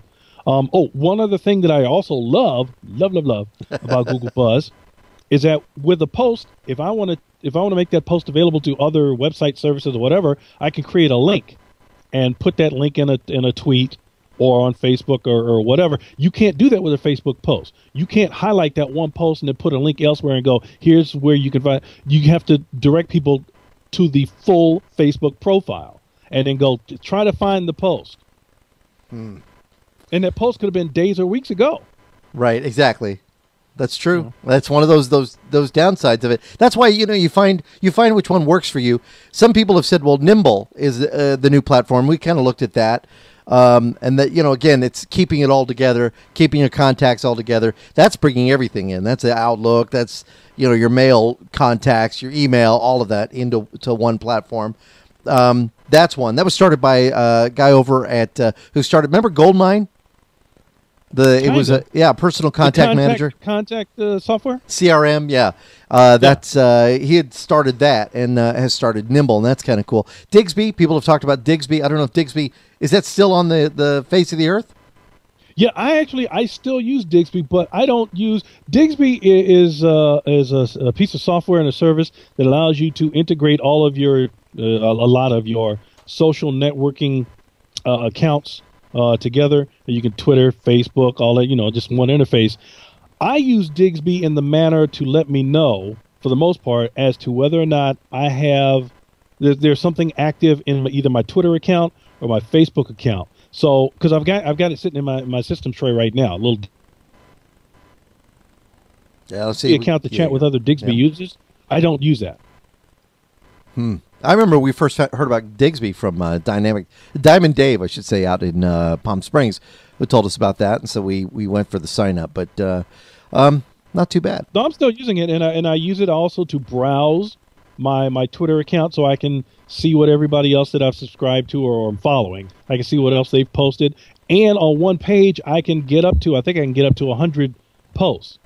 And I like that, because that's the same way I use Google. When I use a search engine, I like to see 100 posts on a search, on a page, rather than just 10. Yeah. All right, I want to mention, we had talked about Google Circles and maybe being shown at South by Southwest, which is taking place now out in Texas. Mm-hmm. But no, it looks like, according to an article, that Google is denying that they're going to launch this. Although in this article, it mentions Tim O'Reilly, who may have already seen it and said he actually liked it. So they may not be launching it there, but it's certainly maybe something that's in the works. The great article there at Network Effect. Now my question is, did they show it to him and then give him a non-disclosure agreement? Ask him and did he just go, oops? Yeah, maybe he anticipated they were showing it. Yeah, I don't know. One of those things that makes you wonder. Oh boy. I want to make this point too about the whole thing going on in Japan that kind of bothers me. Now, it may not be the case, but here's how it's coming across, and I'm not the only one that's feeling that way. There are a lot of other reporters that have voiced this feeling and opinion. It seems that the Japanese government is not being absolutely, totally, 100% forward and honest with everyone. Now, it may have something to do with their culture. It may have something to do with concerns about making sure the information they release is absolutely correct. It may also, in my opinion, may have something to do with they don't want to scare everybody and let everybody really know how bad some things are, like these nuclear reactor problems that they've been having. Right. Because they have not been getting straight answers from the Japanese government about that. They've been going, is the nuclear reactor melting down? And they've been hemming and hawing and not saying absolutely no. But they're not answering the question directly. They haven't been. I think when they announced that they were going to give the people in that area iodine tablets, it began to sink in that they may not be able to get a handle on this. Yeah, and people had been asking them a long time ago about building up pressure. Because I think I've been following this, pretty steadily for a very long time. They were asking them about pressure and overboiling and things like that in some of the reactor buildings and stuff like that, and they didn't say no. But they didn't say yes, and and you could tell they didn't want to say yes, it could happen. And then it happened. I mean, that's literally what happened in that one building. The pressure built up, and because they were trying to spin it as if they were planning on releasing some of the pressure, which they had discussed. That doesn't mean that's what they did. The building released the pressure, not the people in the building. Wow. So I don't think, I think what we need to do is be careful, to really scrutinize their answers, because I don't think they're telling us everything, and I don't believe they're going to. Now, I'm not saying they're lying, but from what I've been able to follow from various sources, people in and out of Japan, this may be a part of their culture too, kinda, because it's been reported a lot from reporters who are saying, people haven't freaked out and panicked and been running down the street screaming. But that's the way the Japanese culture is, as well as, I guess, their authorities are kind of used to not telling them everything all the time anyway. So, well, it's tragic, and I know that everybody is. I can't think of anybody that's not turned on, CNN or Fox News or MSNBC or one of the headline news organizations to really kind of keep abreast of what's going on over there. You just have to hope and pray that the body count is down and that people are able to recover quickly, at least get food and water, and be reunited with their family and friends. It's just an awful experience over there. I can only imagine. Yeah. And it was interesting. I did see one geologist who was great, by the way, on CNN talking about this massive wave that came up and how it spread out, and he was explaining it and talking about the earthquake and what the earthquake does and how the land went up like this. And that's what caused that wave, and it was amazing, and yet he had said he had never been in an earthquake before. As a geologist all his life, he had never experienced an earthquake. Studied from afar. I just thought that was amazing, because I know you've been in one, haven't you, Slick? You've experienced Yeah, an earthquake. Well, I think maybe you didn't experience, but we, and when I say we, I mean here in Arizona, not too long ago experienced it because I was lying down and it was like close to noon and I was just relaxing and I had my eyes closed and I felt this. Mm-hmm. I went, nah, could they happen? Turned on the news. Sure enough, there was an earthquake, I think in California, probably in the San Diego area, that was felt all the way up here to Tucson. Yeah. This might have been the one that was in Mexico as well. Because they had one just on the other side of the border. So, I mean, we hear about them in Kansas. We hear about them, in the middle of the United States. So I don't think there's anywhere that is not susceptible to them. We know that Pacific Rim has got quite a bit. And it's interesting, my boss, who also owns a radio station in Hawaii, told me that they actually had volcanic activity in Hawaii just about a week ago. So I think they've just recently had more, again, within the past couple of days. Yeah, and that's his wonder, is if this has something to do with it. I mean, we think about it, it's all interconnected. It's all land, is this... Yeah, and they're all close together. Yeah, so there's always that very distinct possibility that there is something to do with that. And there's been a lot of concern in California and up along Alaska in that area as well, is could this cause a ripple effect where we start seeing this, this type of activity going on everywhere else. So hope not. I hope not. Yeah, I thought about that and I kind of let it go in my mind, but now that you mention it, I keep forgetting about I bet you everybody has anything to do with the San Andreas fault is probably now checking over charts and numbers and everything, because you're right, that could lead to something else over here. I remember when I was a kid, and I don't think it was the not Northridge, but I don't think it was the what was the big one we had growing up? It was Imperial County. There was a big earthquake in '72. And I remember one in the 60s as well. But I was born in 62. We hit the U.S. in 64. So you think it was... I remember being a kid. I remember us being on the verge of having to evacuate because of the fear of a tsunami, a flood coming in. And we lived probably about... My mom still lives there about 6 major blocks from the beach. So obviously, and we're on low ground, not high ground. There's high ground Huntington Beach, and there's low ground. And I always thought, there's a big jetty that runs maybe a few blocks over from where my mom and dad used to live, or my mom lives now, but we all lived. So I wonder, my sister was too young to remember that, but I remember that we were getting ready. We had the car loaded up. There wasn't that many people at that time that lived in Huntington Beach. A lot of it was farmland. And then it subsided. But that had to be what they were expecting in Hawaii, and it had to be what they were expecting in Crescent City, and even along the California seaboard, where I guess they had one death from some guy who went out. A bunch of guys went out to photograph the tsunami as it was coming in, and they got sucked out. And that was that's all she wrote for one of them. I guess 3 others or 4 others were rescued, but. Just crazy. Yeah, are you older than your sister Carrie? Yes, I am. By about 8 years, I think. Okay, because she just put in the chat room. She says, "I remember Mom telling us about the one in the '60s." That's probably, I guess that's the one you were talking about. Yeah. I remember the '72 quake. We were sitting having dinner, and we had like a hanging light right over the dinner table, and it just started going back and forth. It was like really going back and forth, and. It still was pretty new for my parents to go through something like this. They came from my dad was from England, my mom was from Burma. They didn't have those there, I don't understand some of this. Here's what I don't understand about some of this. If I moved to California, and I was made aware one way or another that I lived in an area that has potentially could have earthquakes, I got news for you, man. There would be no chandeliers anywhere. The booking shelves that could fall, and not going to happen. I'm going to fix up my place so that I'm not going to get hurt by anything, and nothing's going to come crashing down on me. But these people, they put up the chandeliers and the bookcases that can fall over. I don't understand that at all. I don't understand any of that.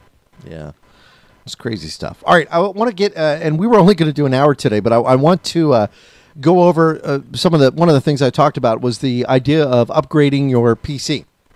A lot of people want to upgrade their computers, and they get to that point where they've got a computer. Like I've got a couple here in the shop portion where they say, well, I want to upgrade to Windows 7. Well, you got to make a decision, all right? You want to upgrade to Windows 7. Number one, you have to find out, number one, will your computer run it? What types of upgrades are you going to have to do to your computer to run it? Now, with Vista, it was a little more difficult because if somebody wanted to update their PC to Windows Vista, they had to be running at least 3 gigabytes of RAM, I feel, to get the most out of it. Now, with Windows 7, they were able to scale back on that, and you can actually run Windows 7 with about 2 gigabytes and be comfortable. Although I recommend Windows 7 64-bit if your computer can handle it and run the max amount of memory you can. Why not? Be a better experience. But I had this one that came into the shop, and they were, well, I want to upgrade the hard drive, and it's a Windows Media Center, HP Windows Media Center Edition PC, 2 gigabytes of RAM, video card, which that's the one thing that we would have a problem with Windows 7 was the video card, believe it or not.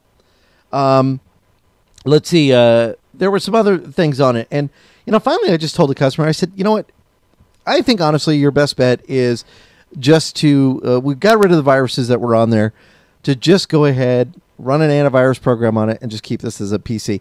By the time you upgrade for what you're going to need, it's going to be cost prohibitive. So there are times when you have to say that to somebody, that it's just not gonna work. And do you want to load them up with used equipment? Do you want, you know what I mean? You get into that. Okay, I'll upgrade here by adding this amount of memory. Now, anytime you can add memory to your PC, if you've got a gig or 512 of DDR2 memory, then I would recommend going ahead and upgrading. If you're going to find your Windows XP machine or even Vista machine is going to run a little better with that. So when it comes to hardware, though, that's where you have to make the decision. And we decided that we want to go ahead and upgrade or build another PC to handle the Skype calls that Slick is on, because we just had some issues with it. You see what we go through trying to get the external sound card. So I thought, well, I don't want to take one of the PCs that we have laying around here, which are all basically, hyper-threaded Pentium 4s and with DDR1 memory. So you go out, you spend the money on the DDR1 memory, you're in that loop then. Suddenly you're in that loop where you're spending a lot of money. DDR1 is an expensive memory option considering what you can get for DDR2 and DDR3. That is obviously one of those things you want to look at and say, well, do I really want to spend the money on DDR1? And I would probably recommend maybe looking at other alternatives. So here you are, you're thinking, what am I going to do? Well, I found a board, and I went ahead and bought it day before yesterday, because I'm at this point where I want to upgrade, I want to build a system, I want it to be responsive, I want it to run Windows 7 64. And I don't have the kind of money to go out and buy an i3, an i5, or an i7, although you get good prices right now on the i5. And I like to build my own. I don't like to, no offense to HP, Toshiba, Dell. You make good machines, although I will stick with you guys for laptops, because I can't build my own laptop, at least not yet.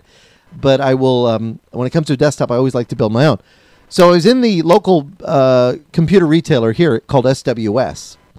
And I found a processor. This is, just to give you an idea, this is a Core 2 Duo 6400 processor. Has a 1066 megahertz frontside bus, 2 megabytes of level 2 cache. That's okay. I can work with that.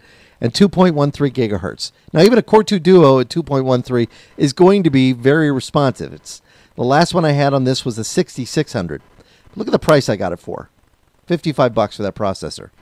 Now you're going to go and you're going to go and spend about double that, maybe even 170 to get close to that or better than that performance. But this is going to get you very close. This is going to be much better than a hyper-threaded Pentium 4.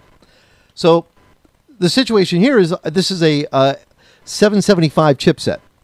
So I want to go ahead and I want to upgrade the I can't put this in one of the boards I currently have, so I have to get a new board. So this is where you make that decision then. Do you go out and spend the money on DDR2 even though DDR3 is the next best thing? So I found this board that I went ahead and bought. This is an Asus P5G41C-M. The reason I got this board is because it runs not only DDR2 memory, but can also run DDR3. Now, you can't run them together, but if you are somebody who may want to expand at some point and go into another type of board, DDR3 would be the direction you'd want to go in. So this is a good one because then you could take that memory and start using in that. Not only that, but it also has HDMI out. It also has a video card on board, so you can use the video card that's on there. So you're building a lower-end system and saving money. You can do that, or you can take the video card out of something else. Accepts that DDR, which is very nice. And then has all the features like high-definition audio, 8-channel, and then a gigabit LAN controller. This board cost, and you can't see the price on that, $75. So for $75 and $55, basically, then you get your case, you get your power supply. If you want to get another video card, another audio card, which I'd recommend for what we're going to do, that's the next thing I have to get. You're in pretty good shape there with this type of system. So, you know, when upgrading, think about not only where you're upgrading to, but what your upgrading capabilities are going to be after the fact.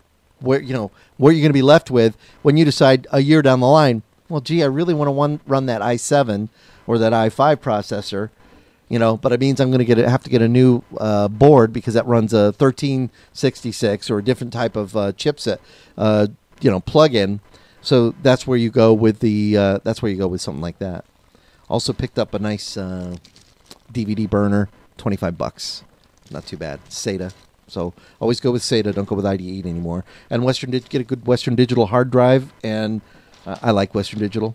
You know, they just bought Hitachi storage systems, which is real nice.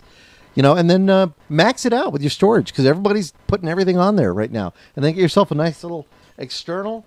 Maybe go with something like, you know, this one. This is a MyBook Essential. This is able to capture 3 terabytes of data, and you know you're good to go. Yeah. Love that one. So just, you know, some of the different options that you're going to have available to you when you're upgrading your PC. I don't know, and then you decide what operating system. Don't go with Vista. Spend the extra money. You can get Windows 7 Home Professional if you have to for about $130. If you have a license of Vista, go ahead and install it and then run the upgrade. Go out and spend the money, get the upgrade. You're just going to be much better off. And don't go with XP. The upgrade will be cheaper than buying the full version of 7. Absolutely. And don't go with Windows XP again. XP is I will say it. XP is done. You know, the support is gone. You may have been your favorite operating system, but if you're sticking in the PC world, go make the move to Windows 7. Well, as soon as I found that they weren't going to be upgrading and supporting, more upgrading, when they do like with the updates, they weren't going to be updating the networking components. To me, that was, I'm done, I'm out. Yeah, you know, because that's security components for, you know, networking and TCP/IP. No. Well, data last in the room makes a good point too. SSD, you could even go that way because again, you're thinking ahead where you're going to be going. Solid state hard drives. Good for the PC. 10% read, 10% write, 90% read. They're sweet spots. So it's when it comes to the speeds and everything else. So I don't know. That's a good idea too. Just they're kind of pricey right now. Yeah. Here's an article I've been hanging on to for a while until it would come up in conversation, and this seems to be the conversation it comes up in. If you go to the New York Times website and go to their Business Day section, you can do a search on the title of this article. The article is called "Consumers Hold On to Products Longer," and it was posted on February the 25th. And basically, it's just saying, you know, because of the economy, and the economy basically really is what it is, where most people weren't replacing their computers. They were trying to, some cases you can, some cases you can't, upgrade your computer, whether it be hardware, whether it be software, even with cell phones. I mean, just electronics and technical devices in general. Cars, you know, people are not getting new cars. Mm-hmm. They're tuning up and working on the ones that they own. So this article might be a good one for some people to to review. I mean, dishwashers. They talk about dishwashers in here and refrigerators instead of getting a new refrigerator. You know, getting your coolant. I don't want to use the term. I don't know if the term is actually swapped out, but I know they take the coolant in it out and then replace it with better, with like new refrigerant, better refrigerant, and seal leaks and all that kind of stuff. One of the problems I have is, and I've got no problem with the company making money. I mean, that's why people go into business. And when you carry your PC into a shop that's in a big box store, and you give them your PC and you tell them, I want you to figure out what's wrong with it. It's suddenly, not working. It doesn't turn on. And they check it out and they come back to you and they tell you, okay, well, it's a power supply. It's going to cost $275 to repair. However much they charge for that type of service. They offer a service, and if you have the money and you're willing to pay it, fine, that's good. But if you're doing this on an older computer, one that really is not going to make the sense to upgrade when you go ahead for that same amount of money, you're going to upgrade that and be at the same speed you were before, the same performance level, the same security level, when you might be able to go out and buy a new PC with a faster processor, more memory, larger hard drive for almost the same amount of money. That's when you really got to question what you're doing. And that's why I say, to save yourself some money, find out if you've got a friend or somebody that knows it, just spot them a few bills to come and say, hey, what's wrong with it? Or find a technician that will tell you what's wrong with a free diagnosis. That will be able to do that. And there are people out there that will do this. That you take it to them and say, here, I'll tell you what's wrong with it, but you know what? By all means, if they give you that free diagnosis and they give you a reasonable price on it, go with them. Don't go with the next guy who's more expensive, because that person is taking the time to do it. So when it comes to fixing your computer, it's just like you would as a doctor, get a second opinion. Yeah, and I don't have a problem with using old hardware in general. I mean, depending on what you use it for. There was just a couple of weeks ago, there's a woman who's going to school, probably in the medical field, and she needs a computer so she can do her homework and access the internet and that kind of stuff. And she was asking for prices, and I mean, she's really broke. I mean, she doesn't have the money to buy a new computer of any sort. And she was asking me, and I made suggestions. One of them was, for the heck of it, I'm not saying they have good prices. Don't misunderstand me. I'm just saying it's worth checking. There's a local store we have here in town called Computer Renaissance. So check with them. I also suggested that, she talk to friends, check the newspaper, as well as Craigslist. Because there's probably a computer out there somewhere that somebody is, they don't want to trash it because it still works. It's not working for them. It's not good enough. It's not strong enough. Not bad. And under certain circumstances, you might even be able to get it for free. I've still got, people have been dropping off their electronics to me for a long time. I've still got a couple of computers sitting on the floor here that nobody else can use anymore, but I can, because I'm not going to put Windows on them. I'm going to put on Linux. We were talking earlier about Ubuntu and Linux. I actually found the minimum system requirements for Ubuntu. If you use the desktop, meaning the interface, the graphical user interface, they're saying that they want you to have at least 512 megabytes of RAM in it. But if you're going to use the Ubuntu and then in general, let's say Linux operating systems in general, but you don't need the graphical user interface, the pictures, like use a mouse, you're willing to use command line, 64 megabytes is the minimum requirements for RAM. Wow. Yeah. So even with 128, you're going to be quite happy. Yeah. Now, it's interesting, though, you say that, because I'll give you a look over here. This is one of our workbenches here. If you look at the computer on the right, that computer is an Ubuntu installed PC. And I had this, we were trying to sell it at a yard sale. I just put it together with, parts I had laying around, and decided that I would go ahead and, sell that and, make a few bucks. And I figured I'll sell it for $100 because it's a working PC. I already had Ubuntu installed. And I thought this would be a great opportunity for somebody to get themselves an Ubuntu computer. And when I would tell people, they go, what is that? And I'd say, oh, well, it's a computer. It's running Ubuntu. I go, I can take it, demonstrate it, show you it works. Oh, what's Ubuntu? I tell them, well, it's an operating system different from Windows. Oh, they go, no, don't want that.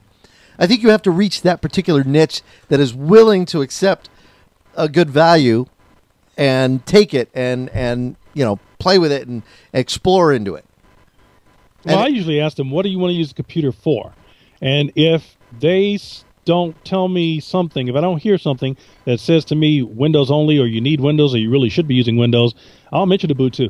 And I'll mention this too, that it just recently came out. I haven't had a chance to really write anything up on it yet, but I'm at the point, if I'm not there now, where I'm ready to recommend this. We talk about distributions of Linux or distros. Ubuntu is one of them. There's something that's just been released, another version, I should say, has just been released, which I think it's at the point now to where it's ready for mass appeal.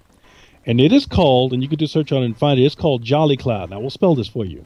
JOLICLOUD.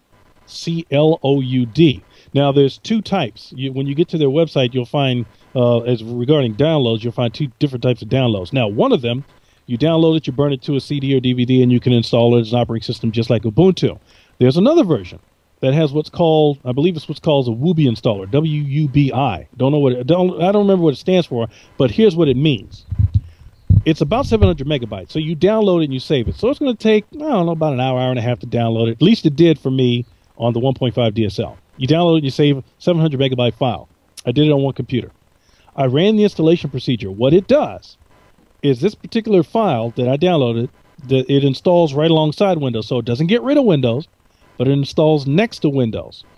So now when I restart this computer, I have the option of booting up into Windows or Jolly Cloud. Oh, when I nice. boot up, yeah. When I boot up into Jolly Cloud, now Jolly Cloud is along the lines of what we've been hearing from Google and their Google Chrome operating system and these Chrome netbooks or Chrome notebooks or whatever. All it is a different operating system. It's intended to be used in general with a connection to the internet. But with this latest release of Jolly Cloud, and that was pretty much the same way Jolly Cloud was prior to this latest release. The latest release was 1.2. Before that, in order to get stuff done, I had to be connected to the internet. Now with this 1.2, now I can browse my hard drive. I can save files. I can do a lot of stuff just like it's a regular old operating system, because in a sense now it really is a regular old operating system. And the browser, it's got one browser. It uses Chromium, which is, think Google Chrome. Right. It's got some plugins to the browser, services to the browser. It ties in with BoxNet, so you can save files back and forth to the internet, to that service, as well as Dropbox. Uses Google. You should really, if you have a computer and it's running slow, not performing well on Windows, I recommend you should take a look at Jolly Cloud. Now, it's not going to work on every computer because I got a tablet computer that's running Windows XP that I was hoping I could install it on and it would make it work, but it didn't work. It didn't. At the first sign of trouble, at the first sign of boot trouble, I backed out and if you want to get rid of it, when you want to get rid of Jolly Cloud, you boot up into Windows and you uninstall it. That's it? Gone. That's so it. It's not like creating the strange partitions that people get with Linux? Nope. Nice. Nope. This is like booting off of a USB drive, which also I have Linux operating systems that I've installed on USB drives where you plug them in the computer, because I have a computer that will boot to a USB port. So I have a USB drive that has an operating system on it. I can boot to that operating system on that USB drive and run the entire computer from that USB drive. Not bad at all. Yeah. I like that. Well, that's the whole goal of Google is for us to all be running our operating systems, everything off the cloud. So it's just one step towards that. Yeah, we'll see. I think Google's gonna notice to where they're gonna have to give a little. I mean, I know they want this to be somewhat of just a connected notebook or whatever, but I think they're gonna have to give and allow for some local storage. They're just gonna have to, because people want to be able to save to their USB drives or flash drives or whatever, or even save to the unit itself. They're gonna have to put some storage in there. There you go.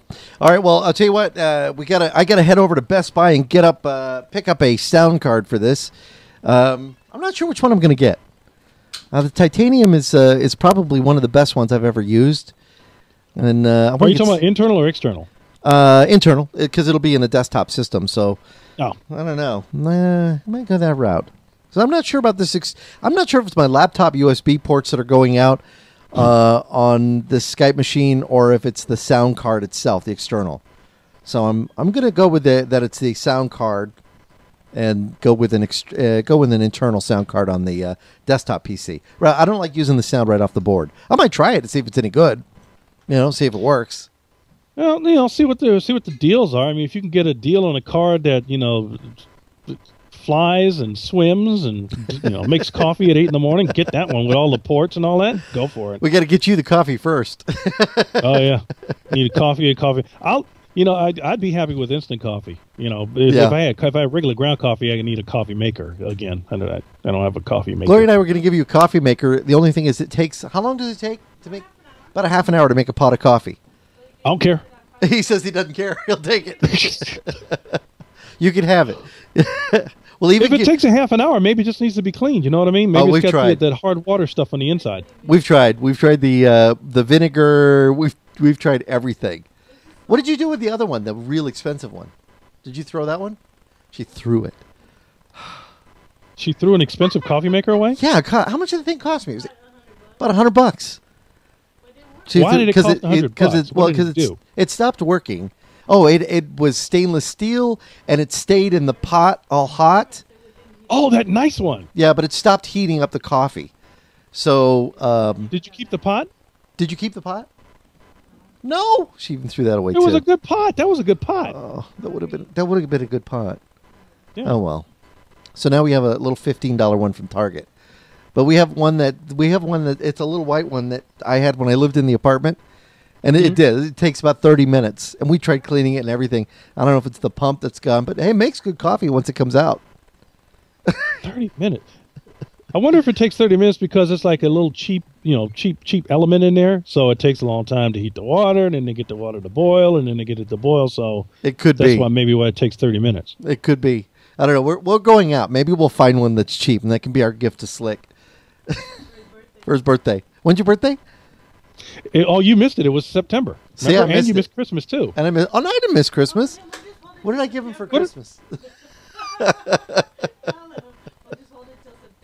Gloria says we'll hold it till September. He'll be coffeeless. Thanks. Thank you.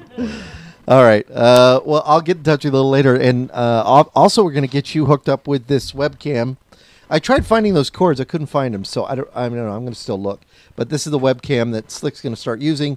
This is from Creative. And so this will be it's the AF Socialize. And you can read a review up on our blog at TechtalkRadio.com. New site is going to look really good. We've had a lot of people that said, hey, I'd like it if you took your website and you stretched it so basically, because right now when you come to our website, there's you've got color on both sides, and you've got the center section, and you have a lot of wasted space.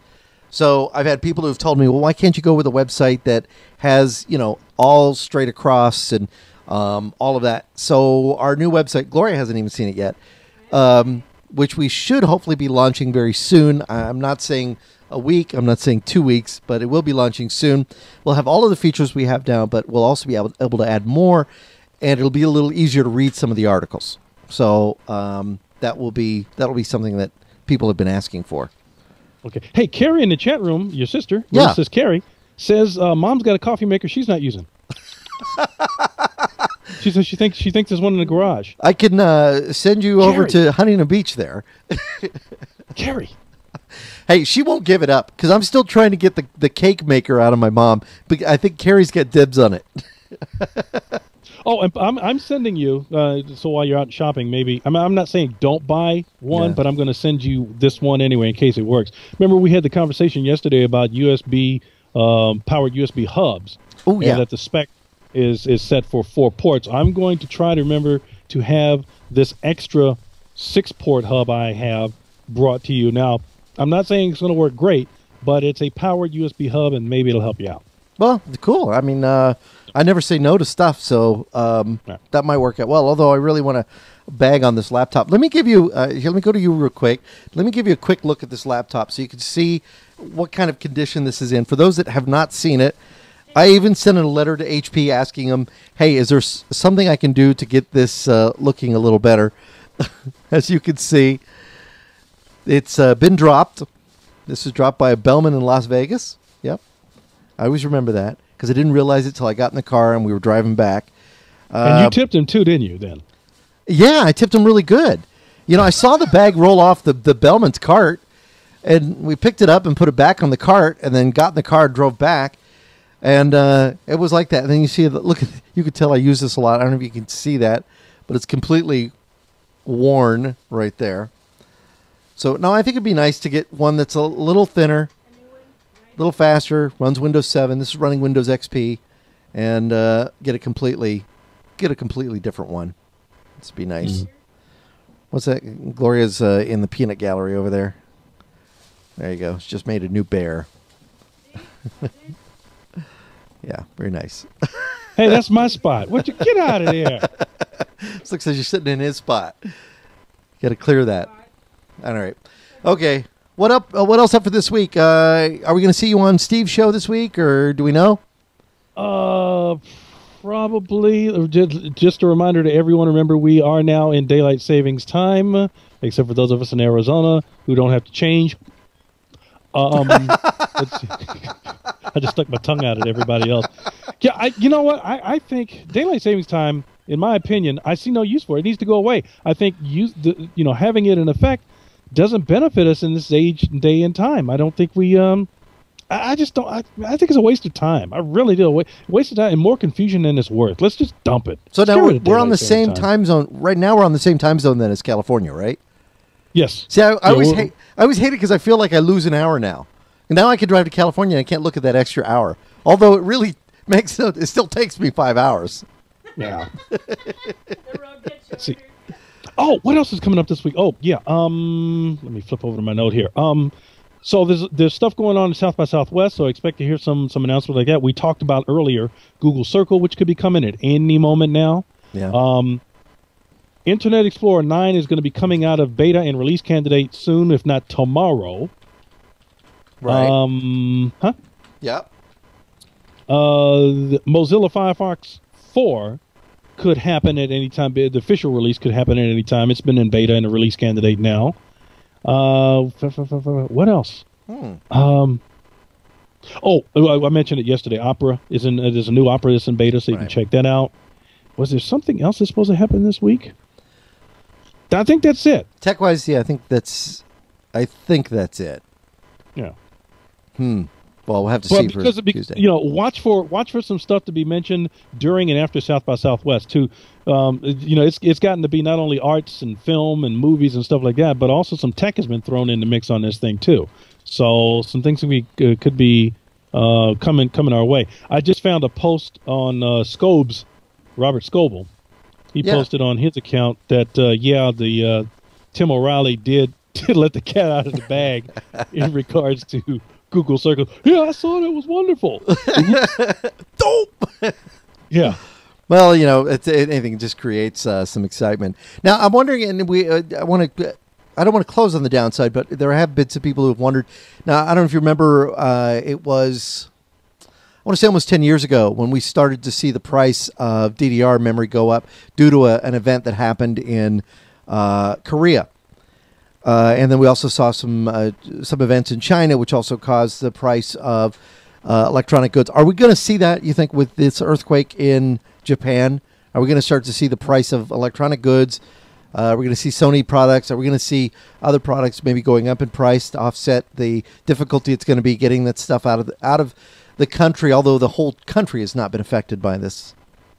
Maybe, but I don't think so, and here's why. Because, as they say, it's now more of a global economy than ever before. So if there are problems in Japan, Singapore, Philippines, Korea, the Koreas, they're going to pick up. China, they're going to pick up on it. If we can't make it anymore, well, we can make it, and we'll make it, and we'll make it cheaper, and we'll try to keep the business here and not let it go back to Japan eventually. Right. All right. Well, we wish the best for them, and have yourselves a great week. Thanks for checking in to another episode of Tech Talk Radio. You can watch the recast of this on our website at techtalkradio.com/live. You can check out the chats at any time, and we're going to be stopping by a little more often throughout the week too. So that should be a lot of fun as we kind of ramp up to a new look for the website. I'm also looking for a new logo. I like our logo, but I think it's time to maybe make some changes. So I'm looking for people, and I'm trying to think of a contest. And I was actually anticipating maybe connecting with one of the software vendors and seeing if they wanted to pony up and be a part of our logo contest, where they give away a software package. Maybe we get a drawing tablet from our buddies that make the drawing tablets. I don't want to name them in case they say no, but something along that line for the best design, and then we get a panel of judges to do it. So it's just some of the things that are in the works. So it should Yeah, be maybe we pretty can do a good. package deal where it could be not only software or device, but also video card of some sort, really good video card or something, and anything that has to do with graphics and video. I like that. That's a good idea. All right, Slick. The camera, pictures, movie. Slick will look a little more happier in the next couple of days because he'll have coffee in him. I will. Hopefully.